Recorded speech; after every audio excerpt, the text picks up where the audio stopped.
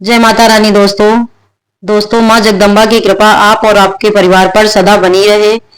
नवरात्रि के तीसरे दिन की हार्दिक शुभकामनाएं। आज के इस वीडियो में आप जानेंगे माँ चंद्रघंटा की पूजा विधि, इस दिन रहने वाले शुभ मुहूर्तों के साथ ही आप सुनेंगे माँ चंद्रघंटा की पूजा का शुभ मुहूर्त। इस दिन सूर्योदय सुबह 6:02 पर, सूर्यास्त शाम 6:06 पर होगा। माँ चंद्रघंटा ने अपने मस्तक पर घंटी के आकार का अर्धचंद्र धारण किया हुआ है। इसी कारण माँ को चंद्रघंटा के नाम से जाना जाता है। माँ चंद्रघंटा सिंह की सवारी करती हैं। माँ राक्षसों का वध करने वाली हैं और उनकी आराधना करने से भक्तों के सभी पाप नष्ट हो जाते हैं। माँ अपनी 10 भुजाओं में अपने भक्तों की रक्षा के लिए अस्त्र शस्त्र धारण करती हैं। माँ चंद्रघंटा की पूजा करने से व्यक्ति के अंदर साहस और धैर्यता आती है। अगर किसी की कुंडली में शुक्र ग्रह से जुड़ा कोई दोष है तो उन्हें चंद्रघंटा माँ की पूजा जरूर करनी चाहिए, क्योंकि माँ चंद्रघंटा का संबंध शुक्र ग्रह से है और उनकी पूजा करने से शुक्र ग्रह मजबूत होता है। जो दोष होता है वह भी दूर हो जाता है। पारिवारिक सुख और संपत्ति घर में बनी रहती है।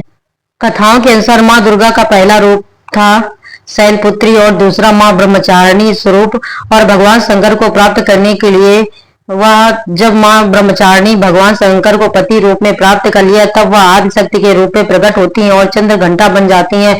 माँ दुर्गा ने माँ चंद्रघंटा का अवतार तब लिया था जब संसार में दैत्यों का आतंक बढ़ने लगा था। साथ ही उस समय महिषासुर का भयंकर युद्ध देवताओं से चल रहा था। महिषासुर देवराज इंद्र का सिंहासन प्राप्त कर चाहता था। वह स्वर्ग लोक पर राज करने की इच्छा पूरी करने के लिए यह युद्ध कर रहा था। जब देवताओं को महिषासुर इच्छा का पता चला तो वे परेशान हो गए और भगवान ब्रह्मा विष्णु और महेश के सामने पहुंचे।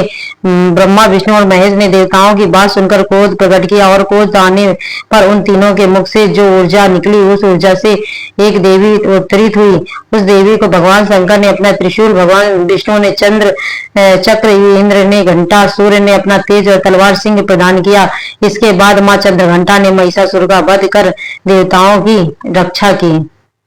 जब देवताओं को महिषासुर इच्छा का पता चला तो वे परेशान हो गए और भगवान ब्रह्मा विष्णु महेश के सामने पहुंचे। ब्रह्मा विष्णु और महेश ने देवताओं की बात सुनकर क्रोध प्रकट किया और माता को अपनी शक्तियों से उत्पन्न करके देवताओं की रक्षा की। नवरात्रि में माँ दुर्गा के 9 रूपों को अलग अलग तरह के भोग चढ़ाने चाहिए। माना जाता है कि माँ चंद्रघंटा को खीर बहुत पसंद है, इसीलिए माँ को केसर या साबूदाने की खीर का भोग लगा सकते हैं। पंचामृत का मिश्रण इस सभी 5 गुणों का प्रतीक है। पंचामृत दूध, दही, घी, शहद और गंगा जल का मिश्रण होता है। यह माँ चंद्रघंटा को अत्यंत प्रिय है। यह मिश्रण 5 पवित्र पदार्थों से बना होता है। इनमें से प्रत्येक का अपना महत्व है। शुद्ध को शुद्धता और पोषण का भी प्रतीक माना जाता है, इसीलिए आप माँ चंद्रघंटा को कच्चा दूध भी चढ़ा सकते हैं। दही भी माँ चंद्रघंटा को बहुत प्रिय है। आप दही को सादा या फिर फलों के साथ मिलाकर भी चढ़ा सकते हैं। माँ चंद्रघंटा अपने भक्तों से प्रसन्न होकर उन्हें शांति और समृद्धि प्रदान करती हैं। चंद्रघंटा देवी को भूरा रंग बहुत प्रिय है।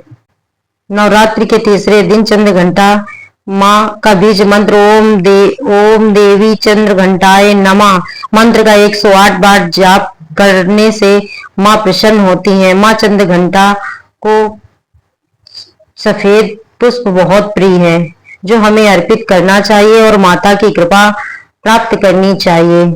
इस प्रकार हमें चंद्रघंटा माता को भोग लगाना चाहिए, पुष्प समर्पित करने चाहिए और उनकी पूजा विधि विधान से करनी चाहिए, जिससे माँ चंद्रघंटा माँ हमें हमेशा शांति और सद्भावना और संपत्ति प्रदान करती हैं।